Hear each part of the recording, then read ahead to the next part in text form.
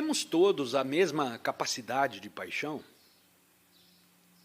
Eu não considero a paixão uma capacidade. Você pode ter aptidão para escrever livros, compor poesias, tocar flauta ou para muitas outras coisas.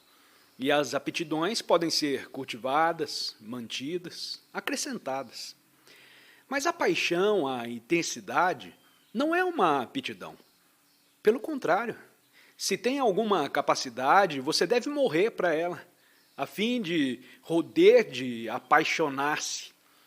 Se não morrer para a capacidade, ela se torna mecânica, ainda que a aprimore e dela faça um uso hábil. Veja, estamos ainda pensando em termos de aquisição e cuidando de proteger o que adquirimos. Pergunta: você disse que o sofrimento é uma coisa bela e, no entanto, diz que devemos nos livrar do sofrimento. Resposta: eu nunca disse que devemos nos livrar do sofrimento.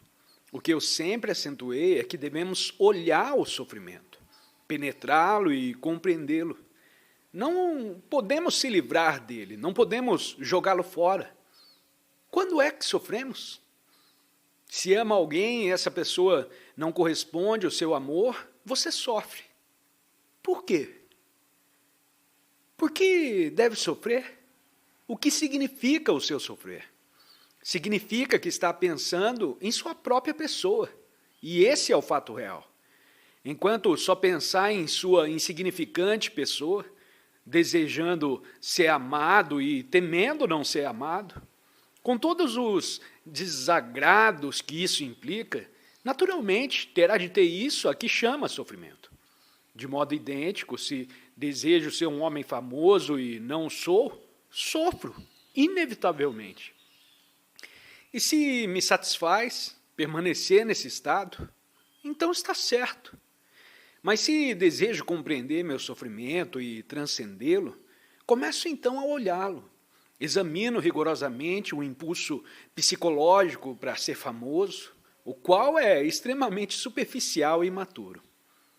E vem então uma compreensão do sofrimento, a qual é o começo de sua própria extinção. E como disse, depois de transcender essa amargura, descubro que o amor, a aflição e a morte são a mesma coisa. Esse é um estado de grande beleza, beleza não formada pelo homem ou pela natureza. Pergunta: a paixão ou intensidade é desejo de saber? Resposta: o que se entende por desejo de saber? O impulso para acumular conhecimentos faz também parte do vir-a-ser e é, portanto, uma causa de conflito. Mas eu não falo do acumular de conhecimentos que podem ser encontrados em qualquer enciclopédia. Eu quero compreender o sofrimento, penetrá-lo de ponta a ponta para descobrir por mim mesmo o seu significado. Isso não significa que eu preciso saber.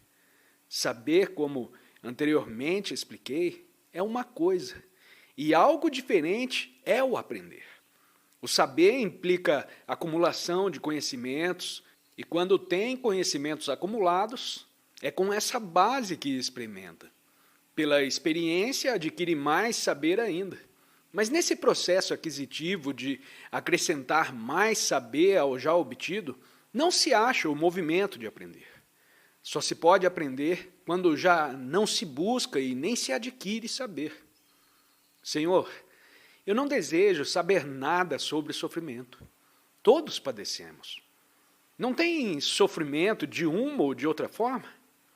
E deseja saber o que é ele? Então você pode analisá-lo e explicar por que sofre. Você pode ler livros sobre o assunto ou ir à igreja, e assim depressa saberá algo a respeito do sofrimento. O saber não põe fim ao sofrer. Começamos a deixar de sofrer quando encaramos os fatos psicológicos ocorrentes em nosso interior e deles nos cientificamos de momento a momento, lhes avaliando o total significado. Isso demonstra que não devemos fugir à realidade de que nos achamos em sofrimento. Nunca devemos racionalizá-lo e nem propor uma opinião a seu respeito, mas sim viver inteiramente com o fato. Como sabe, o vivermos com a beleza daquelas montanhas e não nos acostumarmos com ela é muito difícil. Em maioria, vocês acham aqui já há cerca de 3 semanas. Vocês têm contemplado aquelas montanhas, ouvido o barulho do rio, visto as sombras estenderem-se através do vale dia após dia. E não notou como é fácil nos acostumarmos com tudo isso? Vocês dizem, sim, isto é realmente belo, e passam adiante. Viver com a beleza ou viver com uma coisa feia e não se deixar acostumar com ela, isso requer uma imensa energia. Um percebimento que não deixa a mente se embotar. Da mesma maneira, o sofrimento embota a mente se com ele nos acostumamos. Mas não há necessidade de nos acostumarmos com o penar. Podemos viver com a amargura, compreendê-la e penetrá-la, mas não com o fim de sabermos alguma coisa a seu respeito. Você sabe que o sofrimento está presente, que é um fato, e nada mais precisa saber. Cumpre viver com o sofrimento. E para viver com ele, você deve amá-lo.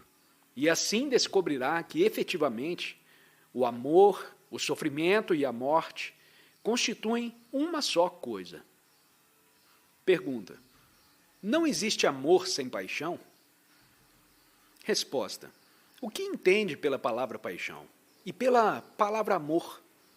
Não importa se você é homem ou se é mulher, se sente amor por uma pessoa, não tem paixão, pelo menos durante os 2 primeiros anos ou outro período qualquer.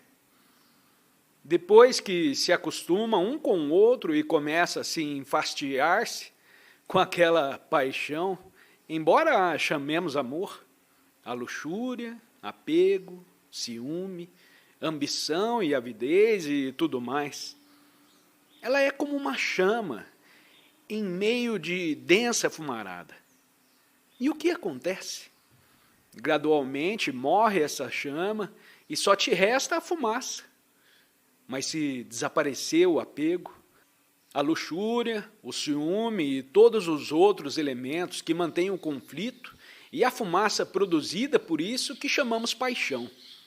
Se tudo isso desaparecesse, não por ação do tempo ou do hábito, mas sim porque nós o penetramos, o compreendemos e lhe vimos as profundezas e alturas, então o amor pode ser paixão sem causa. Não me refiro à paixão do missionário que, com seu amor a Jesus, sai pelo mundo a converter os pagãos. Não é a essa paixão a que aludo. Pelo contrário, a paixão de que falo é a negação de tudo isso, sem nenhum motivo. E dessa negação desponta aquela chama límpida e clara. Pergunta: é possível a um ente humano se achar em permanente estado de compreensão?